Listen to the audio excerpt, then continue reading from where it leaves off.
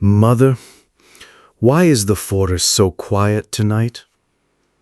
Niana stopped in her tracks, the firewood heavy on her back.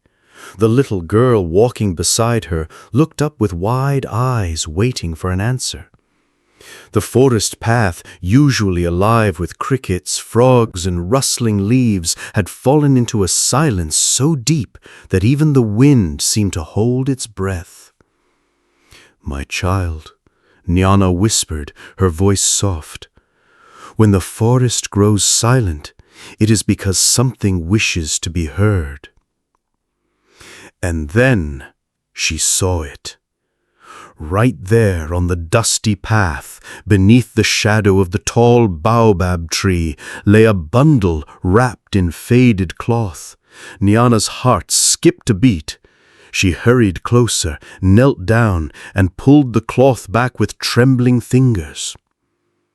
It was a baby, so small, so fragile.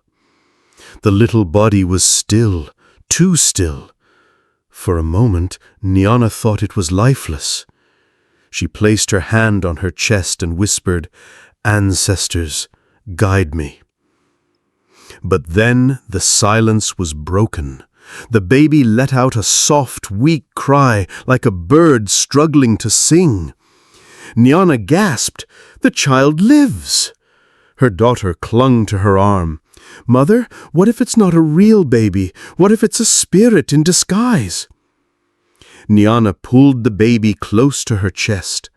A spirit or not, no child deserves to be left alone in the forest.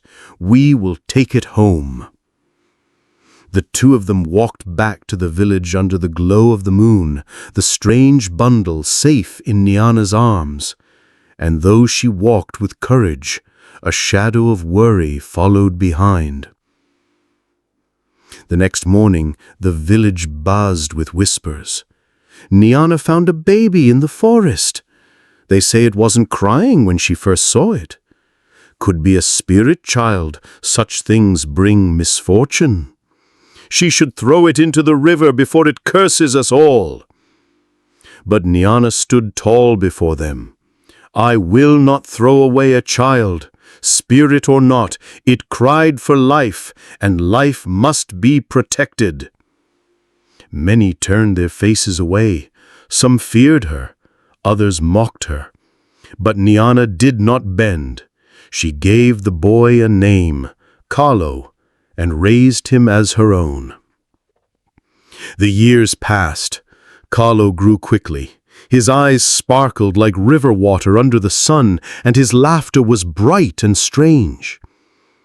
Some said when Carlo laughed, the winds carried his joy through the trees. Others said when he wept, the earth itself grew still, as if listening. One day, while children played by the river, a boy slipped and fell into the water. The current was fast, pulling him under. The children screamed, but before anyone could move, Carlo leapt in. He was only 7 reins old, but he swam like the river itself was guiding him. He pulled the boy safely to shore. From that day, whispers about him changed. Perhaps he is blessed. Perhaps he is not a curse, but a gift. Still, some elders remained uneasy. "No child abandoned in the forest comes without reason," they warned. And then came the drought.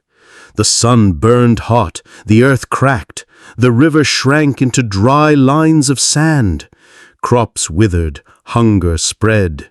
Day after day the people prayed, but the sky remained empty. Finally, the chief summoned Niana. "Bring the boy," he commanded. "If the spirits truly walk with him, let him save us now." Niana's heart pounded. She looked at Carlo. His small face was calm, but his eyes, those eyes seemed older than the mountains.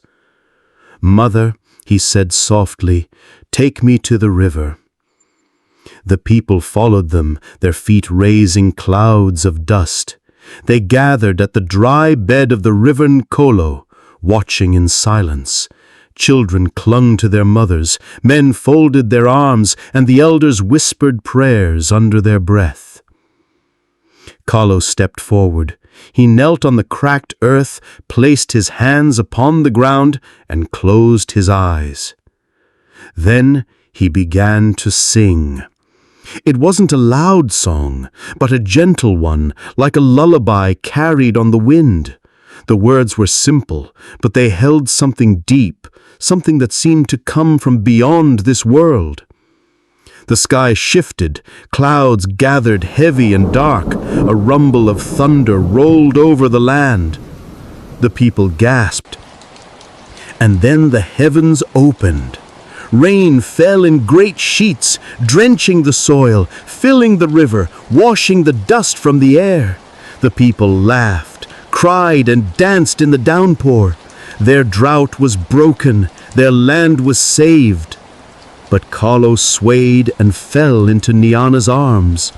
His face was pale, his voice weak. "Mother," he whispered, "remember this. Life does not belong to those who cast away the helpless. Life belongs to those who hold the helpless close." Nyana wept, pressing her forehead against him, and the people, seeing this, fell silent, for they knew the boy spoke truth. From that day, no one doubted Nyana's choice. The child she saved had saved them all. And when the story was told by firelight in the years that followed, the elders would always end with these words: "A river does not refuse the smallest stream, and a heart that shows kindness will never go thirsty."